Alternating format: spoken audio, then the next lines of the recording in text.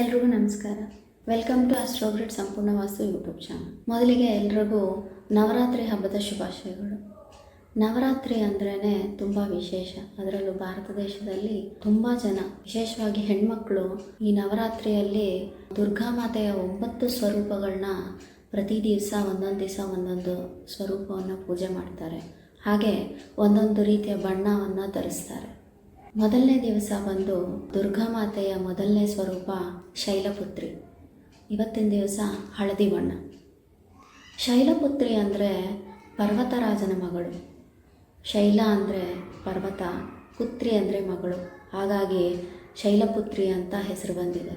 ನಮ್ಮ ಪಾರ್ವತೀ ದೇವಿ, ಶಿವನ ಪತ್ನಿ ಪಾರ್ವತೀ ದೇವಿ, ಪ್ರಕೃತಿ ಸ್ವರೂಪಿಣಿಯಾದಂತಹ ಪಾರ್ವತೀ ದೇವಿಯೇ ಶೈಲಪುತ್ರಿ. ದೇವಿ ಪಾರ್ವತಿಯನ್ನು ಪ್ರಕೃತಿ ಸ್ವರೂಪಿಣಿ ಅಂತಲೂ ಕರೀತಾರೆ. ಹಾಗೆ ಈ ಶೈಲಪುತ್ರಿ ಬಲಗೈಯಲ್ಲಿ ತ್ರಿಶೂಲ, ಎಡಗೈಯಲ್ಲಿ ತಾವರೆ ಹೂವನ್ನು ಹಿಡಿದು ನಂದಿ ಅಂದರೆ ಗೂಳಿಯ ಮೇಲೆ ಸವಾರಿ ಮಾಡ್ತಿರ್ತಾರೆ. ಈ ಶೈಲಪುತ್ರಿ ನಮ್ಮ ದೇಹದ ಮೂಲಾಧಾರ ಚಕ್ರದ ಅಧಿಷ್ಠಾನ ದೇವತೆ. ನಮ್ಮ ಸಪ್ತ ಚಕ್ರಗಳಲ್ಲಿ ಮೊದಲನೇ ಚಕ್ರ ಒಂದು ಮೂಲಾಧಾರ ಚಕ್ರ. ಈ ಮೂಲಾಧಾರ ಚಕ್ರ ಬ್ಯಾಲೆನ್ಸ್ ಆಗಿದ್ದರೆ ವ್ಯಕ್ತಿ ಅವರ ಜೀವನದಲ್ಲಿ ತುಂಬ ಹ್ಯಾಪಿನೆಸ್ಸು, ಸ್ಟೆಬಿಲಿಟಿ ಎಲ್ಲ ಕಾಣ್ತಿರ್ತಾನೆ.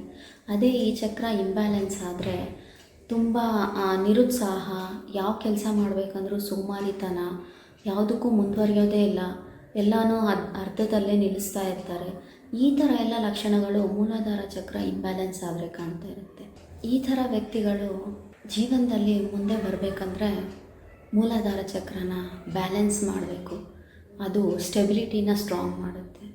ಯಾರಿಗಾರು ಮೂಲಾಧಾರ ಚಕ್ರ ಸ್ಟೆಬಿಲಿಟಿ ಇಲ್ಲ ಅಂದರೆ ಅವರು ಈ ನವರಾತ್ರಿಯ ದಿವಸಗಳಲ್ಲಿ ಶೈಲಪುತ್ರಿಯನ್ನು ಪೂಜೆ ಮಾಡಿದ್ರೆ ಅವರ ಮೂಲಾಧಾರ ಚಕ್ರ ಸ್ಟ್ರಾಂಗ್ ಆಗುತ್ತೆ, ಆ್ಯಕ್ಟಿವೇಟ್ ಆಗುತ್ತೆ.